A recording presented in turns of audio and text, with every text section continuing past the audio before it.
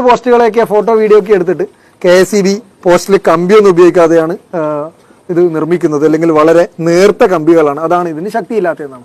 അത് അവരുടെ തെറ്റിദ്ധാരണ കൊണ്ടാണ്, അവരുടെ അറിവില്ലായ്മ കൊണ്ടാണ്. ഈ പോസ്റ്റ് നമ്മൾ PSC പോസ്റ്റുകൾ എന്നാണ് പറയുക, പ്രീ സ്ട്രെസ്ഡ് സിമെന്റ് കോൺക്രീറ്റ് പോസ്റ്റുകൾ.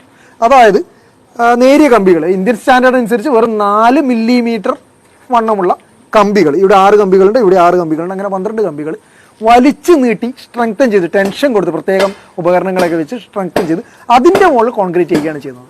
ഈ ടെക്നോളജിക്ക് പ്രീ സ്ട്രെസ്ഡ് കോൺക്രീറ്റ് എന്നാണ് പറയുന്നത്. ഇത് പോസ്റ്റുകൾക്ക് മാത്രമല്ല പല നിർമ്മാണ പ്രവർത്തനങ്ങൾക്കും ഉപയോഗിക്കുന്നുണ്ട്. ഏതെങ്കിലും സിവിൽ എഞ്ചിനീയർമാരോട് ചോദിച്ചാൽ മതി.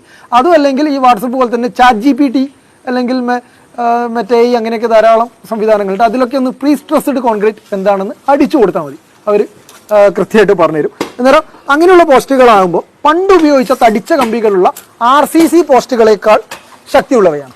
അന്നേരം പക്ഷേ ഇതിന് താങ്ങാൻ പറ്റുന്നതിനേക്കാൾ ഭാരം വന്ന ഏത് വസ്തുവും പൊട്ടുന്ന പോലെ ഇതും പൊട്ടും. ഇത് RCC പോസ്റ്റുകളൊക്കെ ആണെങ്കിൽ കമ്പി ഒടിയാണ് ചെയ്യുക, ഇതാണെങ്കിൽ പൊട്ടുകയാണ് ഭൂരിഭാഗം സമയത്ത് ചെയ്തത്. ഈ പൊട്ടിക്കഴിഞ്ഞാൽ പലപ്പോഴും കമ്പി കാണാൻ പറ്റില്ല, കാരണം ഇത് സ്ട്രെങ്തൻ ചെയ്ത കമ്പികളായതുകൊണ്ട് ഇതിൻ്റെ ഉള്ളിലേക്ക് ജസ്റ്റ് ഒന്ന് ഇറങ്ങിപ്പോകും. പൊട്ടിച്ച് നോക്കിയാൽ മാത്രമേ നമുക്ക് പൊട്ടിയ സ്ഥലങ്ങളിൽ കമ്പി